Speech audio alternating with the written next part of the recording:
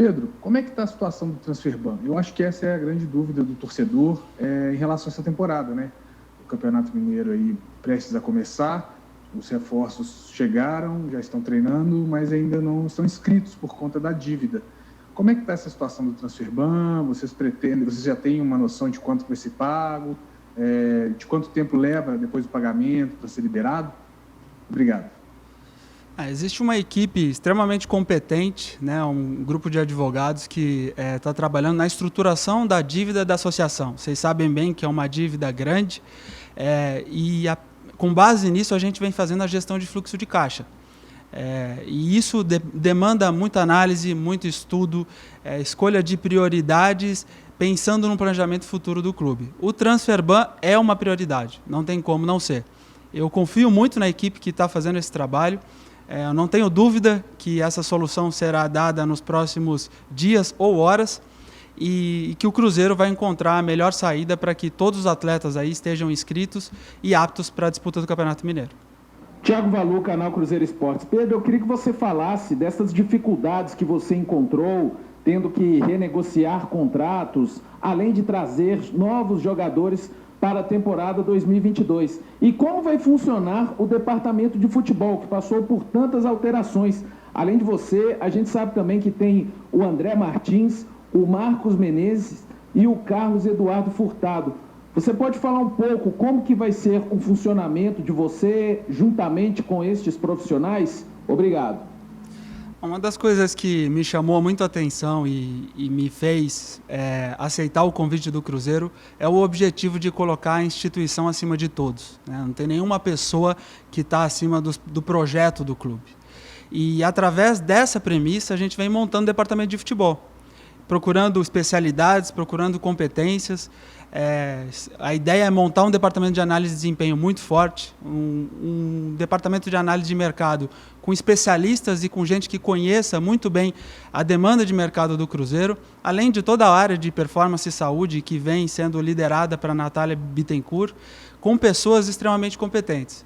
O grande objetivo é reter os talentos que o Cruzeiro já tinha, temos pessoas muito boas que já trabalhavam aqui no clube e buscar pessoas que podem agregar o projeto de futebol e também fazendo com que o clube tenha processos sólidos, porque através de processos sólidos a gente conquista o resultado. Eu não consigo ver outra saída. Josias Pereira, do Jornal Tempo, da Rádio Super. Eu gostaria de perguntar duas coisas. Muito se falou sobre a contratação do goleiro Rafael Cabral, que ele estaria fora do teto, receberia um valor a mais. Qual que é a situação dessa contratação dele, se está tudo correto dentro do limite que o Cruzeiro planejou para essa folha salarial, das luvas também dele em relação a isso, e a questão do Auski, que foi comentado aí, o argentino, se ele realmente interessa o Cruzeiro, como disse aí também o próprio agente do jogador. Muito obrigado. Olha, Josias, a grande diretriz que está sendo repassada pela gestão da SAF é a responsabilidade financeira. Então, o clube vai sempre respeitar os tetos estabelecidos, o planejamento que foi adotado. A gente acredita que dá para fazer equipe competitiva dentro de um parâmetro financeiro. E aí, o clube não vai fazer loucura, não vai tomar decisão com base na emoção, e sempre com base na técnica e nos parâmetros estabelecidos pela própria empresa, né?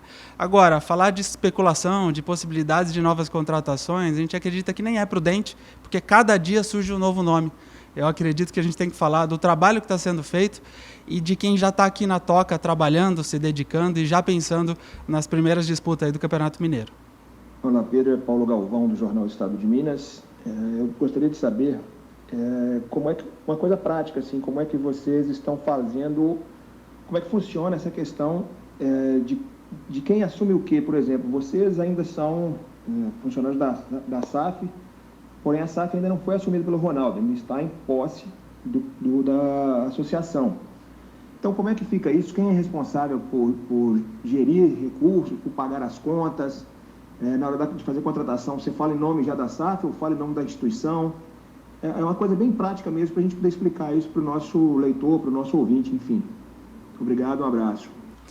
Quando a gente fala de processo de aquisição de empresas, e aí não é só no futebol, né? Isso leva tempo e toda vez é montada uma equipe de transição. Essa equipe de transição, ela trabalha sempre em conjunto por um período né? Aqui foram estabelecidos 3 meses, e eu acredito que esse processo tem sido muito harmônico e todos trabalhando em prol do Cruzeiro. O grande objetivo aí é ir dividindo as funções e determinando como que as decisões serão tomadas. Hoje o fluxo de caixa ele é dialogado praticamente diariamente para identificar quais serão as contas a pagar, como que vai ser pago, e o planejamento futuro já está sendo feito pela equipe da SAF. Mas a gente gostaria aqui também de agradecer toda a equipe da associação que tem facilitado muito esse processo, dando todas as informações e fazendo com que esse processo seja o mais suave possível. Pedro, aqui é Gabriel do Duarte, do GE. Globo. Eu queria te perguntar sobre a questão dos jogadores da base.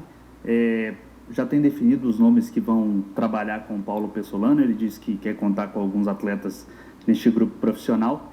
E também gostaria de perguntar sobre a situação do volante Henrique. É um jogador que tem muita história com o clube, estava se recuperando de uma cirurgia no joelho direito. Já tem a definição sobre a situação do atleta, o que tem sido conversado com este jogador especificamente. Muito obrigado.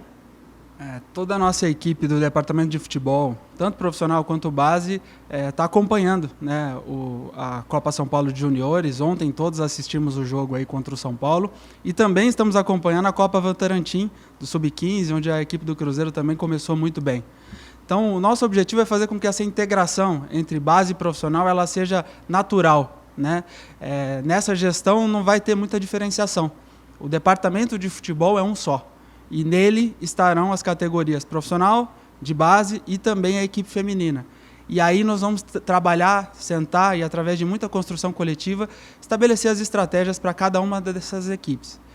O Paulo Pessolano já vem olhando os jogadores, a nossa equipe também já vem olhando todos os jogadores. A ideia é que agora, com o retorno da equipe, a gente comece a sentar e avaliar quais são as carências, né, que a equipe principal tem, e quais os jogadores que merecem essa oportunidade de fazer essa integração. Mas é importante ressaltar que esse processo vai ser contínuo.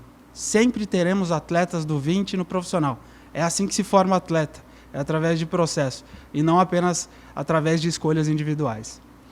Falando do Henrique, o Henrique também está naquele caso de análise da associação, né? O contrato dele não foi repassado para a SAF, então toda a equipe jurídica da associação está debatendo aí com seus agentes, enfim, com todas as pessoas responsáveis pela sua carreira para tomar a melhor decisão para que o processo aí de sucessão seja tranquilo. Boa tarde, Pedro. Thiago Matar, do Super Esporte do Estado de Minas. Ainda sobre a atuação do Cruzeiro no mercado da bola, eu queria saber sobre o perfil de eventuais novas contratações. O torcedor do Cruzeiro pode esperar reforços em que o Cruzeiro vai investir algum valor na aquisição de direito econômico, ou o formato é mesmo esse aí que está posto de jogadores em fim de contrato ou que conseguem rescisões com seus clubes? Muito obrigado. Acho que o perfil vai muito além da compra ou não de direitos econômicos, né? Óbvio que se o clube tiver capacidade financeira de fazer investimento, iremos fazer. Mas a gente dá um passo atrás e sempre busca o perfil da pessoa e o perfil do atleta. A gente olha muito para o momento de curto prazo, é óbvio, né? Temos uma Série B para disputar, precisamos de jogadores que também conheçam a competição, mas olhamos para o futuro. O planejamento de elenco do Cruzeiro ele precisa contemplar o curto, médio e o longo prazo.